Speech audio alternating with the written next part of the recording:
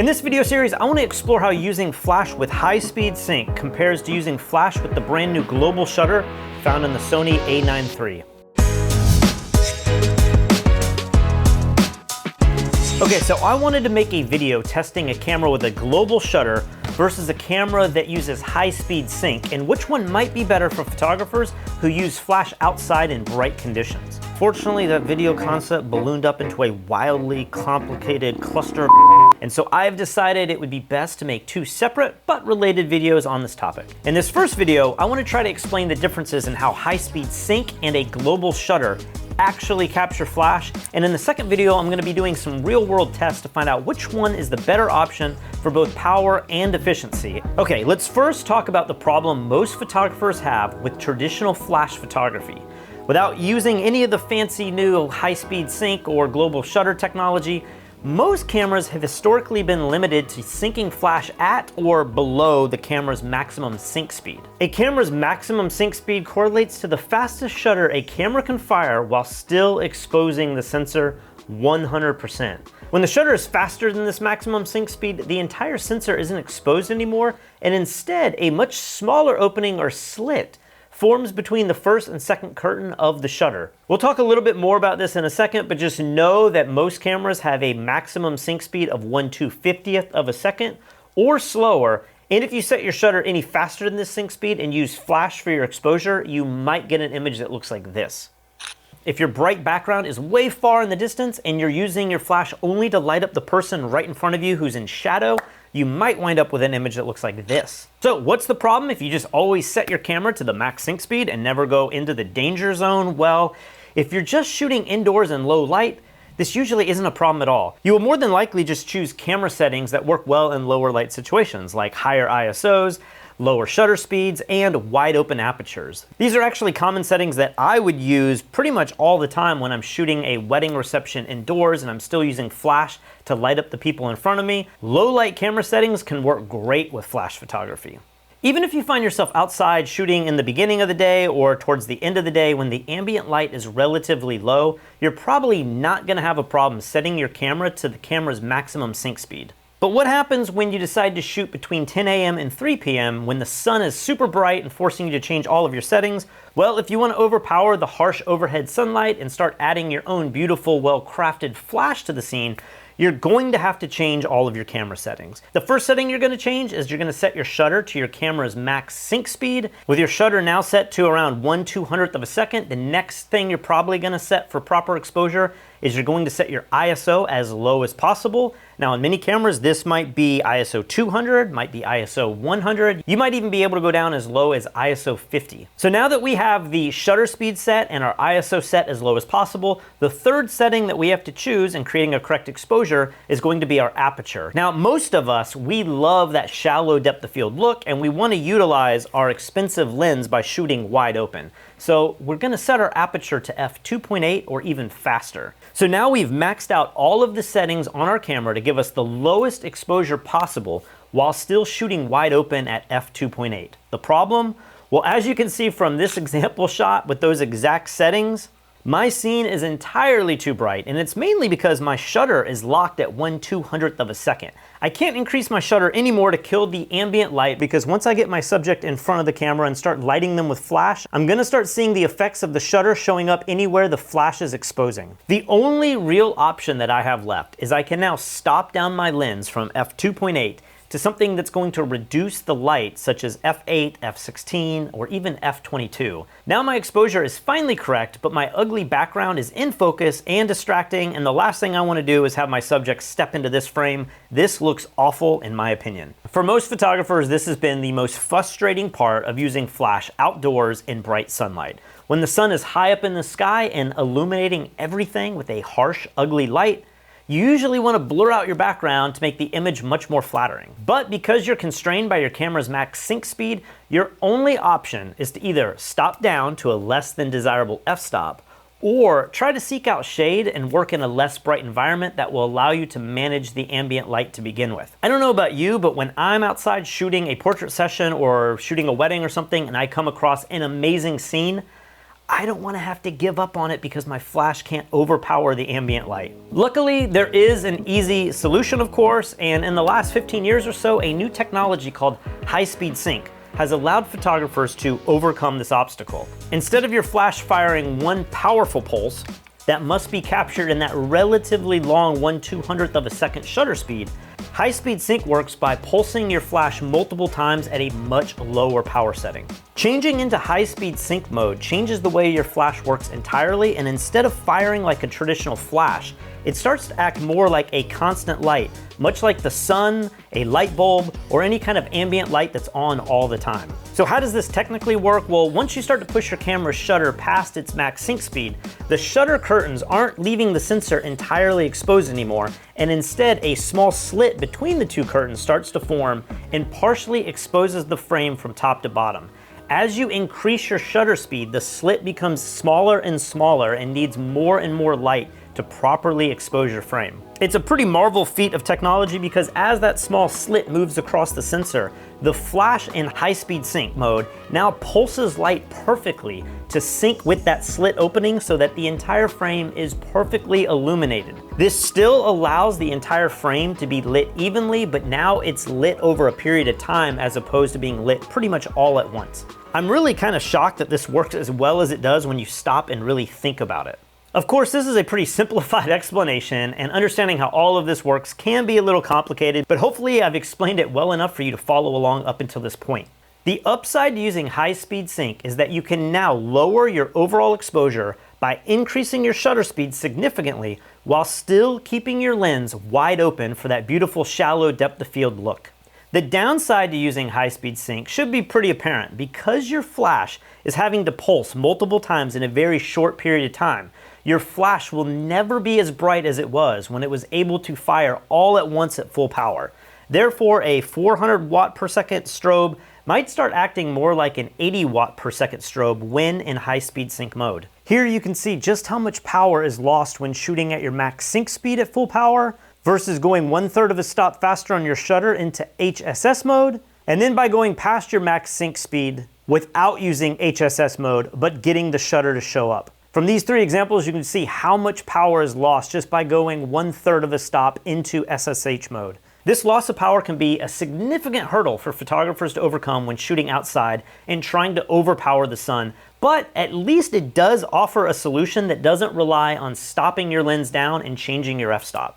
Of course, one final option that you can do that I'm sure somebody in the comments is going to mention is you can add a neutral density filter to the front of your lens, which is going to cut down on the ambient light without having to go into high-speed sync mode. However, just like using high-speed sync mode, using an ND filter doesn't come without its own set of problems. An ND filter will reduce your flash and ambient light at the same ratio, so you don't get the advantage that a faster shutter speed alone sometimes offers. These filters can also make focusing through your lens much more difficult, and it's pretty annoying to have to carry around these different ND filters in the first place. Okay, so now that we've gotten through the basic summary of why a camera's maximum sync speed is problematic and how high-speed sync might be the solution to this problem, a whole new wrench has been thrown into this equation with the release of this brand new camera, the Sony A9 III. Unlike other digital cameras that used a physical or electronic shutter to sync your flash across the sensor, the A9 III has what is called a global shutter. Up until now, a traditional mirrorless or DSLR camera had a sensor that could only capture and store light information row by row or line by line. Regardless if you had a physical shutter or your sensor used an electronic shutter, your camera sensor had to prioritize the data it was recording line by line. The technology needed to simply turn an entire sensor on all at once was too slow, too expensive, or had too many negative side effects to ever be in a professional camera up until now. The Sony A9 III is one of the first cameras of its kind to now feature what is called a global shutter, a shutter that can capture light across the entire sensor at a single moment in time. This global shutter has some huge advantages like removing the jelly effect when panning video too quickly, and it can capture way more frames per second in both photo and video mode, but for any photographer using flash, the global shutter completely changes the game because it now means that we can sync flash to our camera at any shutter speed we choose. That is a pretty big game changer. We won't have to worry about the shadow of our sensor showing up in our images anymore, and we won't have to worry about our flash now pulsing like a constant light in HSS mode. In theory, the global shutter will finally allow us to use flash photography outside in the brightest of conditions at any shutter speed while maintaining a wide open aperture. What does that sound? Oh, that's just the entire photography community singing hallelujah.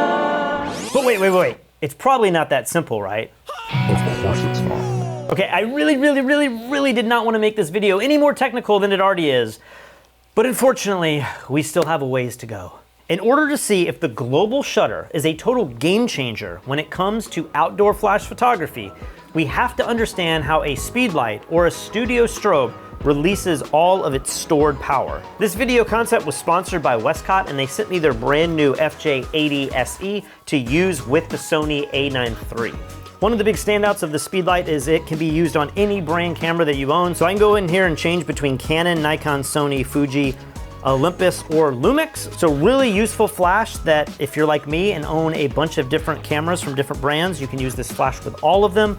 This is a great flash for this test because not only can it fire in high-speed sync mode, but it also has a really fast flash duration, which is going to be needed when using the global shutter. It's really powerful, yet it's also extremely compact. And Westcott also makes the larger FJ200 and FJ400 strobes that are significantly more power. And if you went with one of those options, you'll probably get even more power and more flexibility in this test. But for this, we're just gonna be using the FJ800 SEM. If you wanna learn more about this flash, go to the link in the description below or head over to Westcott's website. I believe this thing runs $200, so it's a heck of a deal if you need an on-camera flash, or if you like to place it off camera and have an extra strobe in your bag, this might be the perfect strobe for you. Now, no strobe can fire 100% of its stored light all at once. In fact, a strobe is kind of like a light bulb dimming up and then dimming back down. Every single flash device from every single manufacturer will have its own unique flash timing. And to make it even more confusing, every single power setting on the same flash will completely alter this curve. Now, while a flash firing a full flash dump all at once in a few milliseconds might sound incredibly fast, 2 to 5 milliseconds can be extremely long compared to an even faster shutter speed. For example, we've been talking about sync speeds. A camera's max sync speed of 1/200th of a second is the same as 5 milliseconds. And we can easily capture most, if not all, of a full power flash dump within this time on really any brand of flash. However, if we now change our camera's shutter speed up to 1/8000th of a second or 0.125 milliseconds, we're gonna have to cut some percentage of the flash's exposure because our shutter is now faster than the light itself. So it might be pretty obvious that the best flash unit is going to have a lot of power that can be dumped all at once as quickly as possible. And spoiler alert, the flash units that can do this are extremely expensive. The amount of time that it takes for a strobe to fire off the entire stored flash dump at any particular power setting is called the strobe's flash duration. And the most useful way to measure this is called the T1 time. The T1 time measures the amount of time needed to dump 90% of the flash's output at a specific power setting. By plotting the flash's burst of light on a graph and measuring 90% of the area under this graph, we can see exactly where the most amount of flash is going to occur on this timeline. Now, a little bit of foreshadowing. I wish I could tell you you didn't have to understand or see this graph ever again, but analyzing your strobe's flash duration on a graph like this is going to come in handy a little bit later.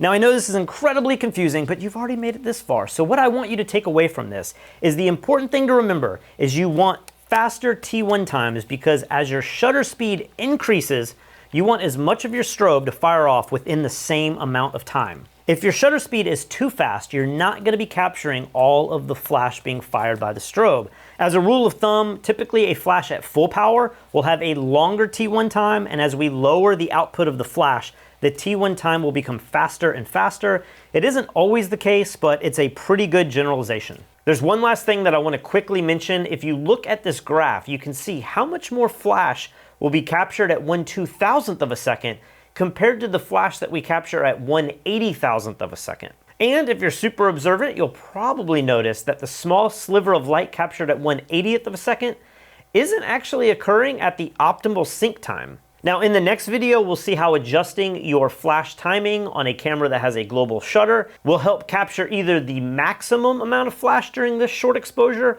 or miss the flash pop entirely. So hypothetically speaking, one flash unit with a longer T1 time at full power might not be as useful as another flash unit that has a faster T1 time but a lower flash setting. In other words, you might be able to squeeze in more light at a lower power level simply because it's releasing that light in a faster amount of time. So there will probably be a sweet spot when it comes to how fast of a shutter that you can set your camera versus what power setting you set on your flash. If you have too fast of a shutter and or too slow of a flash duration, you might not be getting the most bang for your buck when using a global shutter.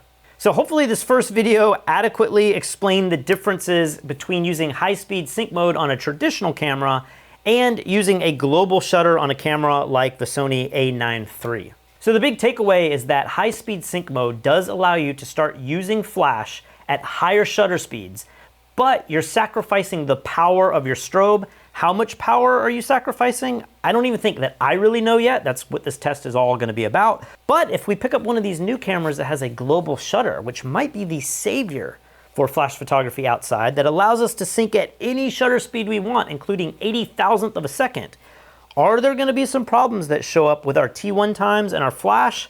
Well, you'll have to tune into the next video to see these tests and find out. If you guys enjoy videos like this, make sure you subscribe to our channel below. And if you're a photographer who's just getting started or you're looking to master a very specific genre of photography, check out our full-length tutorials over at fstoppers.com/store. We've teamed up with some incredible photographers over the last 10 years to produce really in-depth masterclass style tutorials that will show you exactly how to break into any field of photography that might interest you.